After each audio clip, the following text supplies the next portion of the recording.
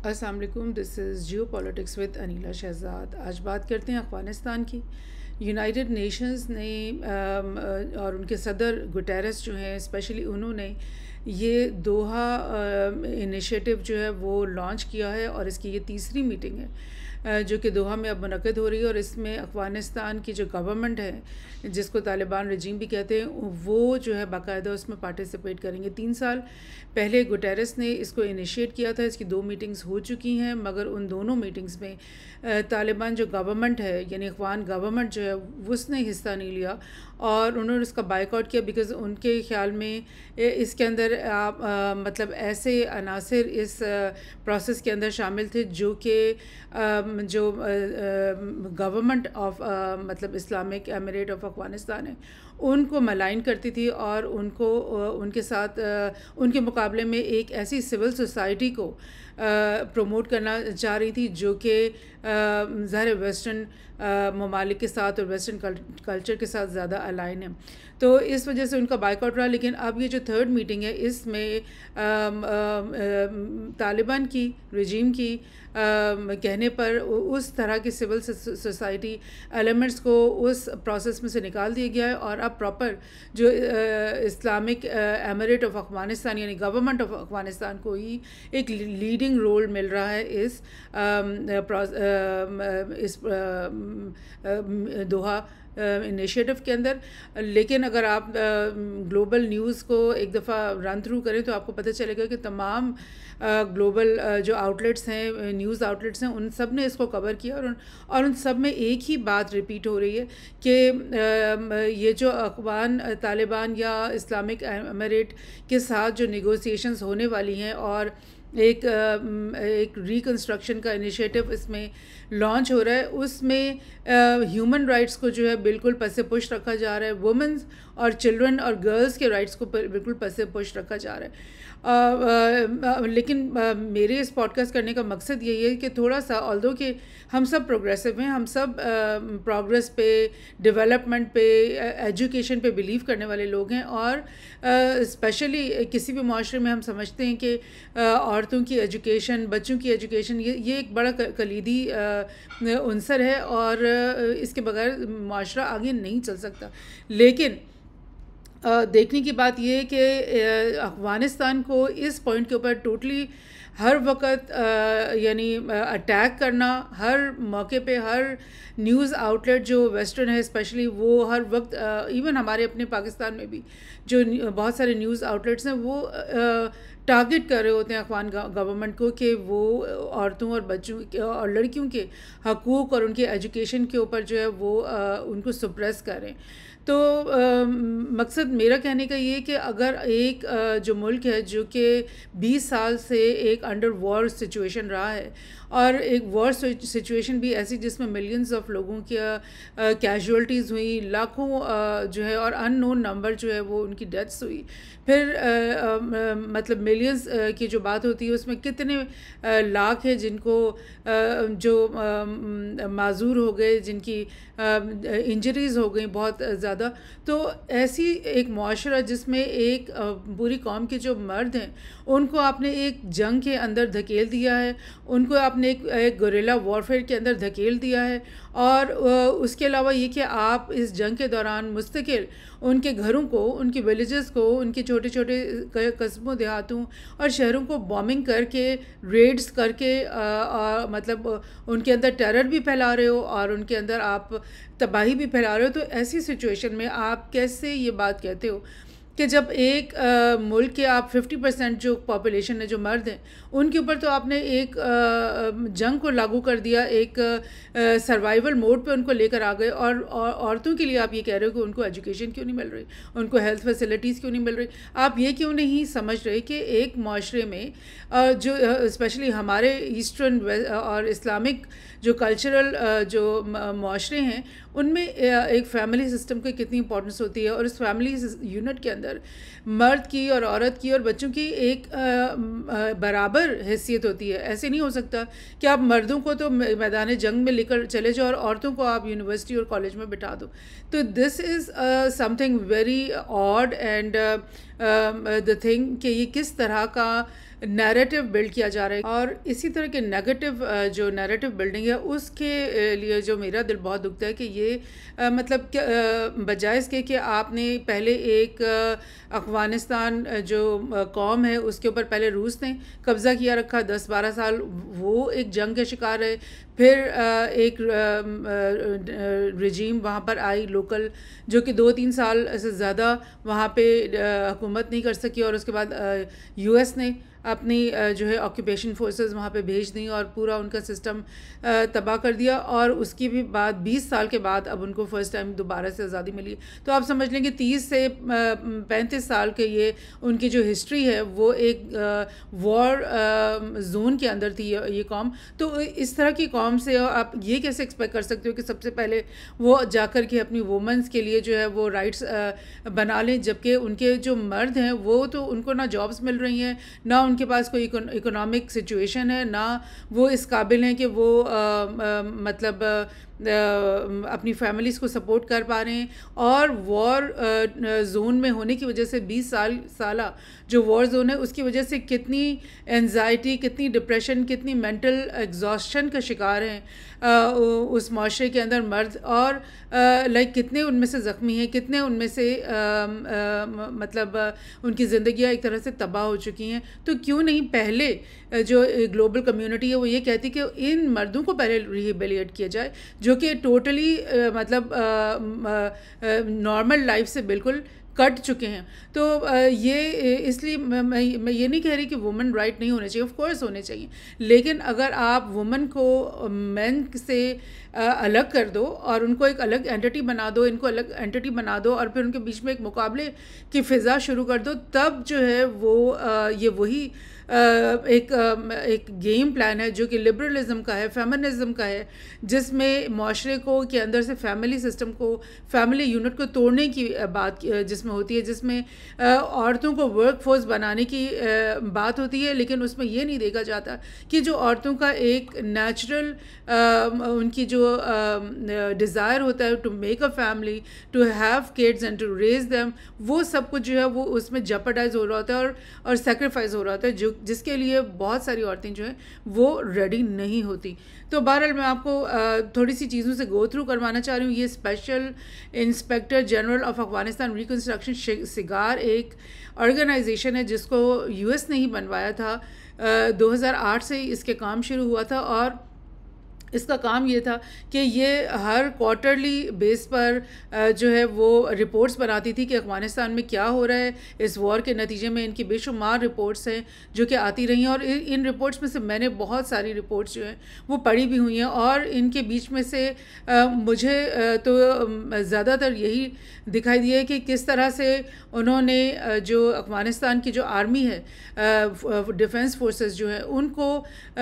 बनाने की कोशिश कैसे की। उन्होंने अफ़गानिस्तान से मुख्तलिफ बिजनेसेस बनाने की कैसे कोशिश की, मिनरल एक्सट्रैक्शन की कोशिश इन्होंने कैसे की और इन सब में भी वो नाकाम रहे। लेकिन जो औरतों का की जो डेवलपमेंट और उनकी जो एजुकेशन है या उनकी वेलफेयर का जो काम है उसका इन 20 सालों में यूएस फोर्सेस और नेटो फोर्सेस के अंडर जो है काम जो है वो मुझे दिखाई नहीं दिया। और सिगार की आप भी अगर बहुत सारी रिपोर्ट्स को छान के देखेंगे तो आपको बहुत चीदा चीदा औरतों का जिक्र मिलेगा, लेकिन वो कुछ ऐसा नहीं होगा जैसे कि एक जनरल नेशनल नेशन बिल्डिंग में उनको लेकर आया जा रहा है या एक नेशनल लेवल पर उनकी एजुकेशन या उनकी फलाह बहबूद की जा रही है, बल्कि बहुत ही चीदा चीदा छोटे छोटे प्रोजेक्ट्स हैं जिनका इनमें जिक्र होता है। तो let's come back to this Afghanistan जो दोहा इनिशिएटिव है जो कि गुटेरेस और यूएन के अंडर ये इस वक्त दोहा में मुनक़्क़िद होने वाला है। तो इसमें जो आमिर ख़ान मुत्तकी हैं जो कि फ़ॉरेन मिनिस्टर हैं इस्लामिक एमिरेट ऑफ अफ़गानिस्तान के, ये उस डेलीगेशन को लीड करेंगे जो कि वहाँ पर जा रहा है। और उसमें जाने से पहले मुत्तकी का ये बयान आया है कि दुनिया के साथ जो है एक उनका इंटरेक्शन, जिसकी बात गुटेरेस ने भी की, वो एक अच्छे पाथ पे चल रहा है। और यानी अफ़गानिस्तान को जैसे एक मीडिया में पोर्ट्रे किया जा रहा था कि ये एक मतलब इलिटरेट कौम है, ये एक बैकवर्ड कौम है, ये एक ट्राइबल लोगों का की कौम है जो जिनको प्रोग्रेस, तरक्की और एजुकेशन का कुछ भी पता नहीं है। ऐसा अब बिल्कुल भी नहीं है, बिकॉज़ अब अफ़गानिस्तान ने इन पिछले 3 सालों में जब से इनको ये आज़ादी मिली है, इन्होंने दुनिया के ममालिक के साथ बहुत ज़्यादा कनेक्शन किए। और ऑफ कोर्स उस दुनिया में वेस्टर्न वर्ल्ड तो शामिल नहीं है, यूएस तो शामिल नहीं है, यूरोप के ममालिक तो शामिल नहीं है जिन्होंने नेटो फोर्सेस के अंदर शामिल होकर के 20 साल तक यानी तबाही मचाए रखी है अफ़गानिस्तान में। बल्कि इसके अंदर वो ममालिक हैं जो कि इस जंग से दूर रहे, जिनमें चाइना शामिल है, जिनमें रशिया शामिल है, जिसने बीच इस वॉर के बीच में तालिबान का साथ देने का ऐलान कर दिया था, और चाइना जिसने मुस्तकिल जो है तालिबान के साथ कनेक्शन में वो रहे, और उन्होंने उनके साथ बहुत सारे मिनरल्स की डील्स पहले से ही कर रखी थी। रोड्स की कंस्ट्रक्शंस, रेलवेज़ की कंस्ट्रक्शन की बातें उन्होंने पहले से ही कर रखी थी। तो बेल्ट एंड रोड का हिस्सा बनाने की बात उन्होंने पहले से ही शुरू कर रखी थी। तो उन लोगों के साथ जो इस्लामिक एमिरेट ऑफ अफ़गानिस्तान है, उसने कनेक्शन किया है, और उसने बहुत सारे प्रोजेक्ट्स जो हैं, बहुत सारे बिजनेसेस उन लोगों के साथ स्टार्ट कर रखे हैं। यही वजह है कि इस वक्त जो है पाकिस्तान और अफ़गानिस्तान के बीच में जो ट्रेड है वो पहले से मुकाबले में कम हो गई, बिकॉज़ इनके जो सेंट्रल एशिया की तरफ रूट्स हैं वो खुल गए हैं, इनके चाइना के साथ जो बिज़नेस रूट्स हैं वो खुल गए, रशिया के साथ खुल गए हैं, और ये अब सोच रहे हैं कि ये एक बहुत बड़ा रूट बनाते हुए यूरोप के तक भी चले जाएँ, जहाँ पर ईस्टर्न यूरोप में जो है प्रो रशियन कंट्रीज़ हैं, वहाँ तक भी अपना बिज़नेस लेकर चले जाएं। एक और न्यूज़ देखते हैं। ये जो यूरोपियन यूनियन के स्पेशल रिप्रेजेंटेटिव हैं जो अफ़गानिस्तान में मौजूद हैं, उन्होंने मुलाकात की है मुत्तकी से इस कॉन्फ्रेंस के शुरू होने से पहले, और मुत्तकी ने उनसे ये कहा है कि ये जो कॉन्फ्रेंस अब हम अटेंड करने जा रहे हैं इसको मीनिंगफुल होना चाहिए, यानी इसका ये वक्त ज़ाया वाली बात नहीं होनी चाहिए, इसमें खाली बातें नहीं होनी चाहिए, बल्कि अगर हमारा डेलीगेशन दोहा में आ रहा है तो फिर उसमें हमें रास्ते और मतलब नए नए एवेन्यूज़ मिलने चाहिए। और यूरोपियन यूनियन के जो ये रिप्रेजेंटेटिव हैं उनकी स्पेशली ये जो मुलाकात है इसकी बड़ी अहमियत है, बिकॉज़ ये वही यूरोपियन यूनियन है जो नेटो का हिस्सा रही, और ये वही यूरोपियन यूनियन है जो कि यूएस की सबसे गहरी एलाय रही है, और ये हमेशा यूएस की तमाम वॉर्स में उनका साथ देती रही है।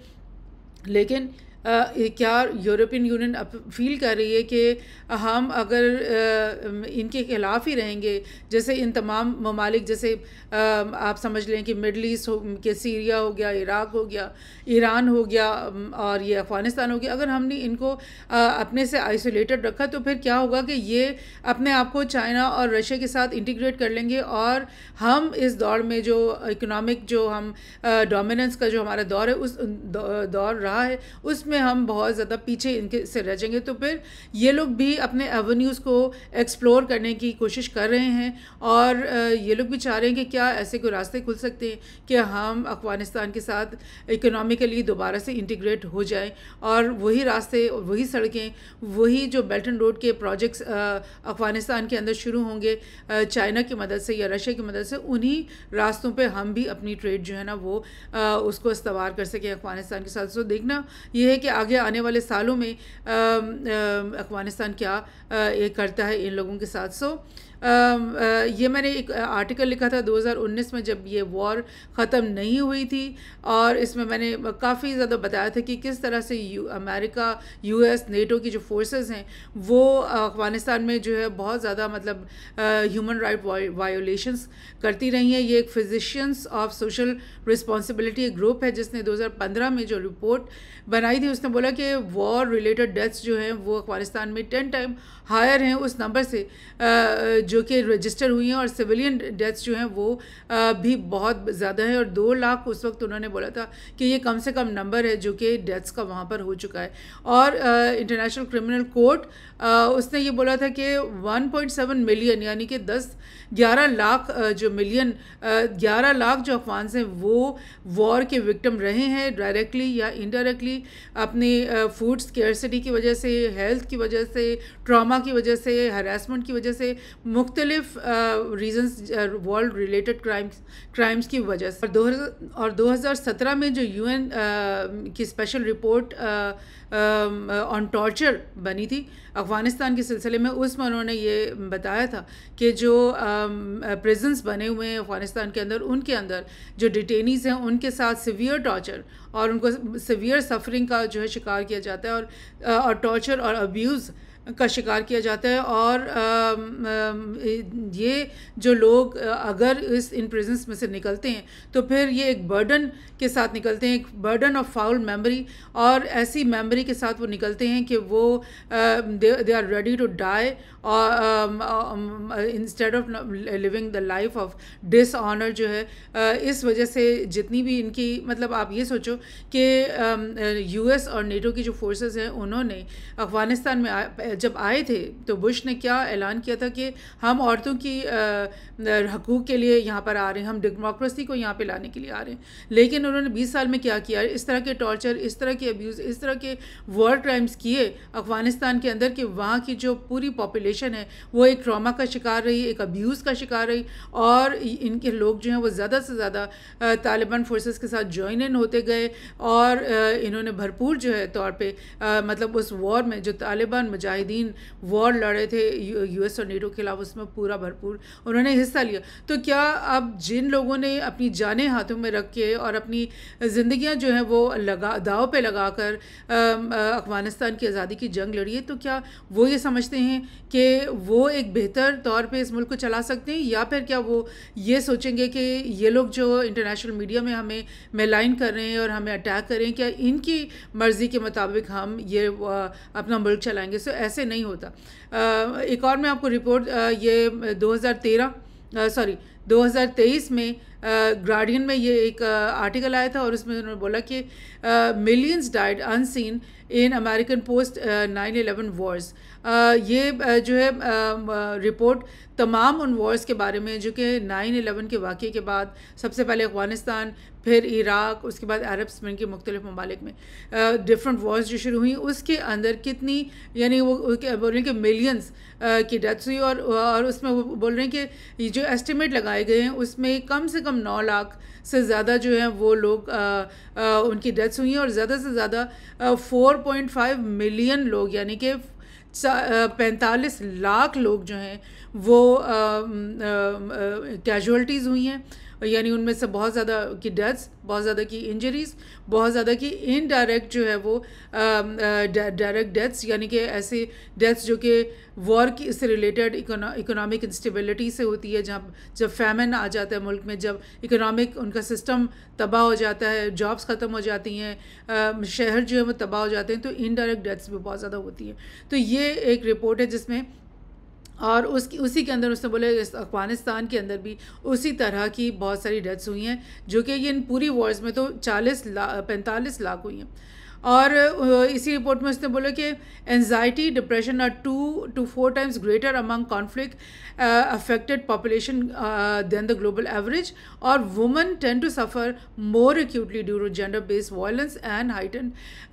which is heightened in war time। यानी आप ये देखो कि आप एक वॉर को मुसल्लत कर रहे हो एक मुल्क के ऊपर, तो वहाँ पर एंजाइटी और डिप्रेशन 2 to 4 times बढ़ गया है नॉर्मल से। दैट मीन्स कि क्या वहाँ की सिर्फ मर्दों को एंजाइटी हो रही है, क्या औरतों को और बच्चों को नहीं हो रही? डेफिनेटली औरतें और बच्चे जो हैं वो ज़्यादा सेंसिटिव होते हैं, और आपकी इस जंग की वजह से जिसमें किसी भी वक्त जो है आप उनकी विलेजेस को रेड कर रहे हो, किसी भी वक्त आप बॉम्बिंग कर रहे हो उनके ऊपर, तो क्या वुमन और चिल्ड्रन और जो गर्ल्स हैं वो हरास नहीं हो रही, वो डिप्रेशन और एंजाइटी का शिकार नहीं हो रही? बिल्कुल हो रही हैं। So this is the gift that you have given to the women and the girls and the children of Afghanistan. और आप ये सब कुछ करने के बाद ये कह रहे हो कि एक गवर्नमेंट जो कि अभी 3 साल पहले पावर में आई है और वो क्या मतलब सारी चीज़ों को इन द मतलब विंक ऑफ एन आई सब कुछ ठीक कर देगी, जबकि आप 20 साल में यहाँ बैठकर कुछ भी ना कर सके। कि more than 7.6 million children under 5 साल से छोटी उम्र के are suffering from acute nutrition और wasting in Afghanistan, Iran, Yemen and Somalia. यानी कि इतने लाखों बच्चे जो हैं इस जंगों की वजह से, और स्पेशली अफगानिस्तान की जो जंग की वजह से, वहाँ पे लाखों बच्चे जो हैं, 1 या 2 लाख नहीं, कई लाख बच्चे जो हैं वो मेल न्यूट्रिशन और वेस्टिंग का शिकार हैं। और वेस्टिंग का क्या मतलब है, ये भी वो बता रहे हैं कि वेस्टिंग का मतलब है कि उनकी स्किन और उनकी बोन्स जो हैं वो खुराक की कमी की वजह से डिटोरिएट हो रही हैं, गिर रही हैं, ज़ाया हो रही हैं। तो ये अगर आप ऐसे कर रहे हो तो वुमन वहाँ पर क्या कर लेंगे? यानी वुमन, क्या ये बच्चे जो मेल न्यूट्रिशन के शिकार हैं, कि यह उन वुमन के बच्चे नहीं हैं जो कि इस गम में और इस शदीद परेशानी के अंदर मुब्तला होंगी? So how can you segregate the woman and the girls out of the whole society and say कि भाई वुमन के साथ जुल्म हो रहा है, जबकि आप उनकी जब विलेजेस पे बॉम्बिंग करते थे तो उस वक़्त मर्दों, औरतों, बच्चों, फैमिलीज़, बूढ़ों, तमाम को आप एक बराबर जो है गन पॉइंट पे रखते थे, तमाम को आप एक बराबर जो है हरास भी करते थे और उनकी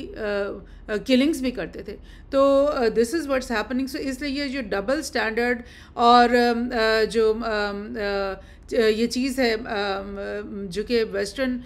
ममालिक सिर्फ इस वजह से कि वो इस जंग में हार चुके हैं तो वो अफ़गानिस्तान को मेलाइन करने के लिए सब कुछ करें, तो दिस इज़ रियली समथिंग जो कि मुझे तकलीफ़ देती है। सो ये अफ़गानिस्तान का मैप आपको मैं गूगल अर्थ से दिखा रही हूँ कि अफ़गानिस्तान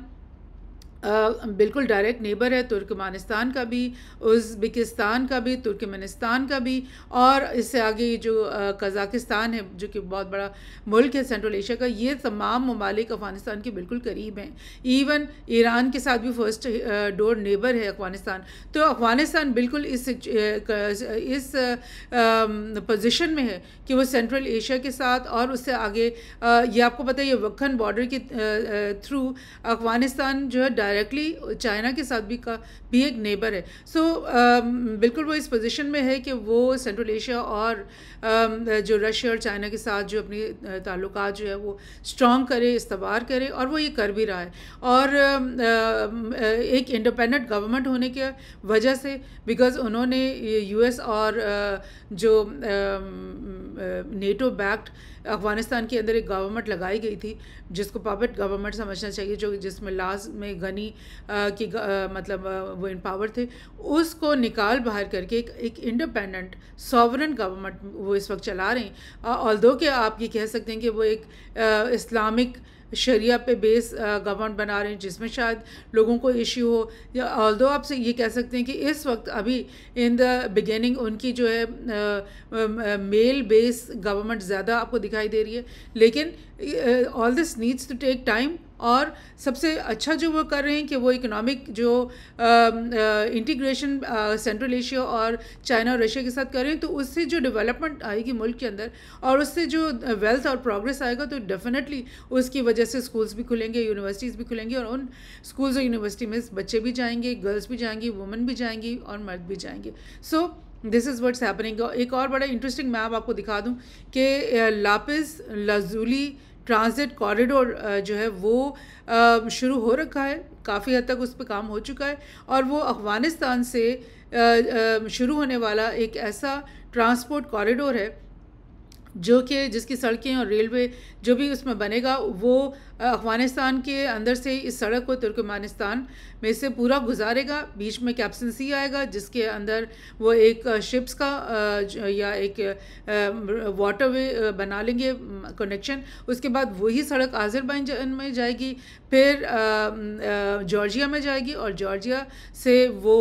टर्की के अंदर जाएगी सड़क, और जॉर्जिया से फिर वो ब्लैक सी के पोर्ट में भी जाएगी, जिससे इस पोर्ट से वही सामान, वही ट्रेड जो है अफ़गानिस्तान से जो शुरू हुई होगी वो ईस्टर्न यूरोपियन कंट्रीज़ तक कनेक्ट हो जाएगी। सो दिस इज़ द थिंग कि विच अफ़गानिस्तान इज़ डूइंग। और हम लोग पाकिस्तान में, ऑल्दो कि हम एक इंडिपेंडेंट कंट्री हैं, कहने को तो एक सॉवरेन कंट्री है, लेकिन हम अपनी सीपेक के रूट्स को डेवलप नहीं कर पा रहे। हम अपना जो सेंट्रल एशिया के साथ तापी की जो पाइपलाइंस हैं उनको नहीं बना पा रहे हैं। मज़ीद जो सड़कें और BRI के प्रोजेक्ट्स हैं वो हम लेकर नहीं आ पा रहे। लेकिन अफ़गानिस्तान, ऑल्दो कि आपको लग रहा है इस वक्त, और अफ़गानिस्तान ऑल्दो कि लग रहा है कि ये एक वॉर टोर्न पॉवर्टी रिडन, गुर्बत का मारा हुआ इस वक्त मुल्क है, लेकिन जिस रास्ते पे इस वक्त अफगान गवर्नमेंट और तालिबान रजीम उनको लेकर चल रही है, तो डेफिनेटली बहुत तेज़ी से ये मुल्क तरक्की करने वाला है। और बहुत जल्द आप देखेंगे with in the coming 10 years के इसकी जो सोशल और इंफ्रास्ट्रक्चर फैब्रिक है वो बिल्कुल आपको एक मॉडर्नाइज और चेंज दिखाई देगा। Thank you.